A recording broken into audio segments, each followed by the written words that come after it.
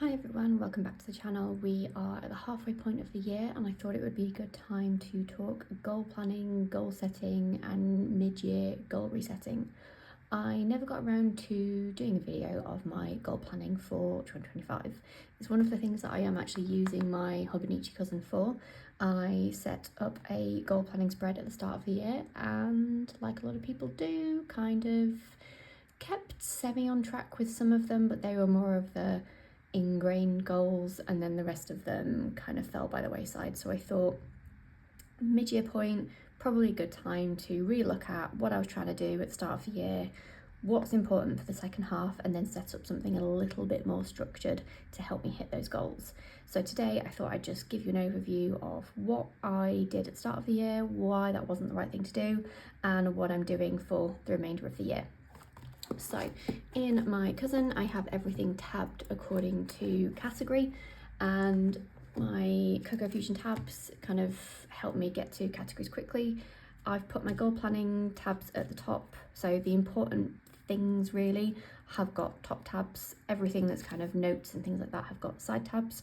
So here we have my goal planning spread from the start of the year. So I always tend to use the turning the page to a new year spread as my goal planning thing, just because it lends itself quite nicely to that. I followed a similar setup to what I've done in previous years and kind of bucketed everything up into categories. This year I've kind of given them names according to be honest, finding letter stickers that I actually have, because I've had some of these letter stickers now for years, so I am kind of struggling to make some of the words, so I had to get a bit creative. But effectively I have happy, which is kind of life stuff. So in here I kind of talked about things to do with the home and me and like just general kind of happy life stuff, hence why it's happy. Secure is matching. Secure is matching, is all about finance. And productive is generally about the shop and creativity and things like that. And then healthy is just very simple health and wellness. Now, as you can see, I didn't do loads. I was very busy in 2024 and like goal planning, I think pretty much completely went by the wayside. I was just getting by really. We'd bought a house, I changed jobs, it was all a bit manic. So when I set this up, this was very much under the backdrop of still being mega busy and not wanting to tie myself down with loads of stuff. So this was a bit of a brain dump really of what is the most important to me in 2025.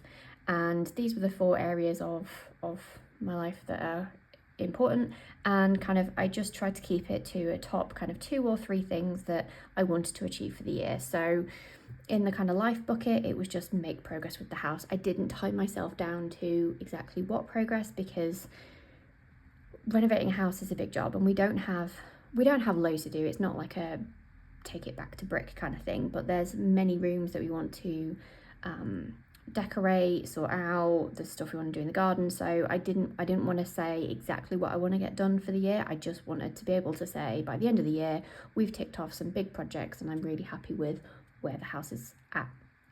No, it's not a smart target, but that's what worked for me at that moment in time. Monthly days out, this was just something I'd kind of written down because I was really conscious of the fact that we had the house, we now have Niles the dog, and it was very easy to spend every weekend in. We wanted to get back to just at least once a month going out, exploring somewhere new, having a bit of a day trip, and so that was that. New wardrobe / style. So this has probably been on my vague kind of goal planning thing for a little while.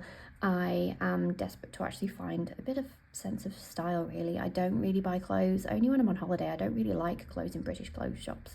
So whenever we go on holiday, I tend to hit up the shops and find lots of nice things, but I am desperately overdue something that isn't just my Uniqlo jeggings and a top.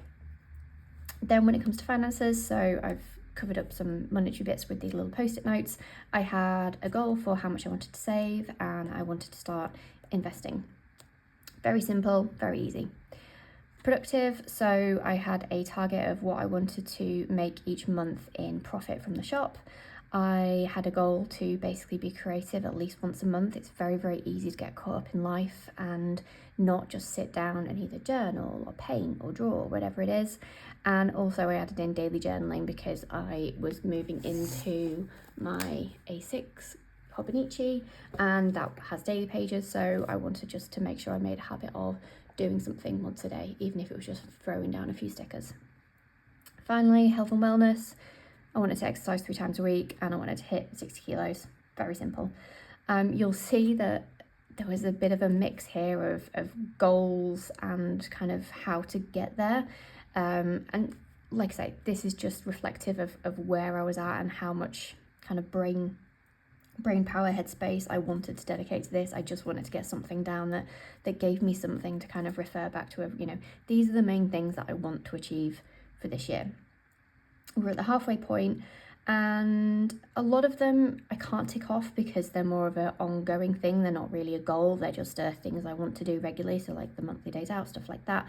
And so I kind of sat down and looked at the spread and went, okay, so what have I actually genuinely can tick off? I can tick off one thing. I started investing. I am definitely doing daily journaling, like that is full for the first half of the year. Being creative once a month, it goes up and down. I'm not hitting my profit goals. I'm generally hitting my savings goals in terms of how much a month. I'm definitely on track to hit the total number. This, I've had some progress, but I haven't hit the 60 kgs yet, and I've definitely not been consistent with the exercise, and we've definitely made some progress with the house. So, it's not a bad picture in any regard in terms of what I've achieved for the first half of the year, and it's about in line with where I thought it would be. But second half of the year, I wanted to kind of firm up some of this stuff and make some clearer goals, checkpoints, etc., to kind of really see me through to the end of the year, so I can kind of sit and review the year and go, okay, yeah, now I've actually achieved some big things. I didn't set out to do loads, but what I did set out to do, I've actually done. So what I did is I then set up a fresh new spread. Okay, so I had reviewed where I was at year to date, what have I achieved, what have I not achieved, where's progress at, and then what I did is I set up a new spread. And what I've done is I've divided it into the 6 months for the rest of the year and then divided it up again into each of the 4 categories. So life, money, health and fitness, productivity / creativity, whatever you want to call it. Really simple spread, using up some of my stickers, so not everything matches, but this is just meant to be a purely simple spread. And what I did is I basically, taking the learnings of what's been achieved and what's not been achieved, I kind of reassessed what was important, what did I really want to focus on for the rest of the 6 months, and started to basically brick it up as to what that looks like for the rest of the year. And as you can see, what I've not done is some of it I have absolutely started plotting out. So the post-it notes are covering the monthly goal of what I need to save each month to hit my eventual goal. So that was really easy, plot that out.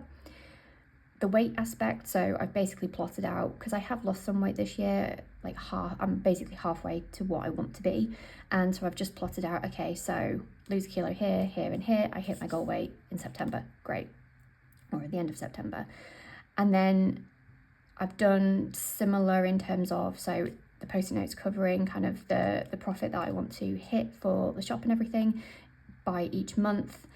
And I've kind of done that for the sections that have a quantitative goal, I guess. So anything monetary related or weight related, I've kind of plotted out, right, what does the rest of the year need to look like?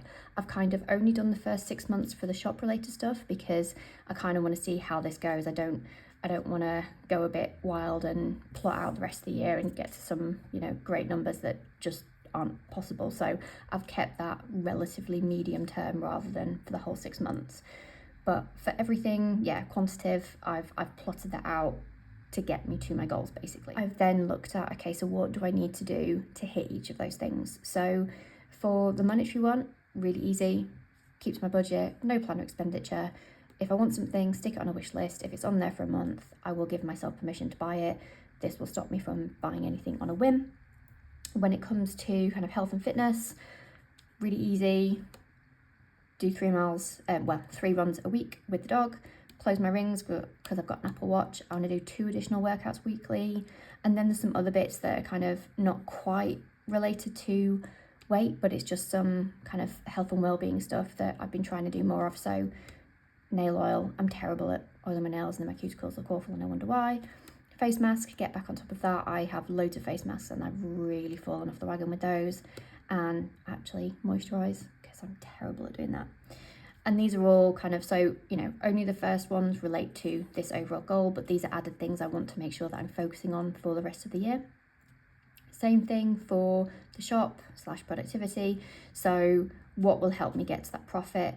I've just started kind of jotting out some things. So the first one that I've ticked off is a video a week. I'll continue that kind of through for the rest of the year, and then I'm almost using this space as a bit of a brain dump for new releases, so I won't get a bigger profit number without bringing new things to the shop. So this one actually has probably changed more than anything because I finally bought a new laser printer so I can get back onto the clear sticker bandwagon. So they have just launched in the shop and more will be coming, so I'll probably expand out on this and kind of add it in there.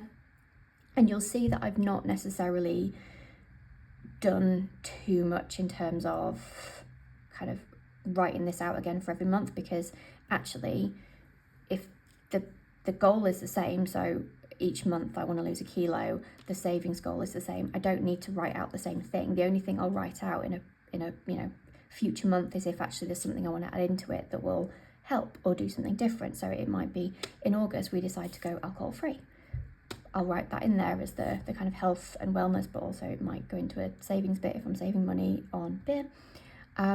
So I've not overly complicated it. I've not written a load of things out. How I will kind of keep track of, well, what is still an ongoing thing and what is not, is I will just either tick it off if I've achieved it, or I'll cross it out if it's no longer relevant. So some of this might end up being relatively empty for the kind of consistent ones. What I imagine will expand out is this shop one. So I've not plotted out the rest of the year too much yet in terms of what I'm going to do, because I think this will be more of a, I didn't want to just set up this spread and then forget about it. I wanted it more to be a actual, you know, work in progress thing. So what I'll do is I'll now sit down and plot out, because I'm filming this still in the middle of July, I'll plot out, okay, so what am I going to do in August? So what new releases am I going to bring to the shop that's going to help me get to my profit number? And I'll make a note of those and kind of give myself those tasks. And that one, which I've not done because I did clear stickers instead, I will probably move that down there and release that at a later date or at some other point. So I really want to make this a work in progress, not just like what I did with this, where I just kind of set it up for the year and then forgot about it. This needs to be actually I come back in, I check on it, I reassess, I add new things as and when I get ideas. If I get a new product idea that I think, oh, maybe I want to launch that for 2026, okay, get it written in December so I can get it done in December, ready for 2026 launch, for example. And that's how I've done those elements of it. And then for the house, so what I've done is Matt, my partner, and I, we sat down and we basically said, okay, so July and August, what do we want to do? What are the short-term things that we absolutely want to get done?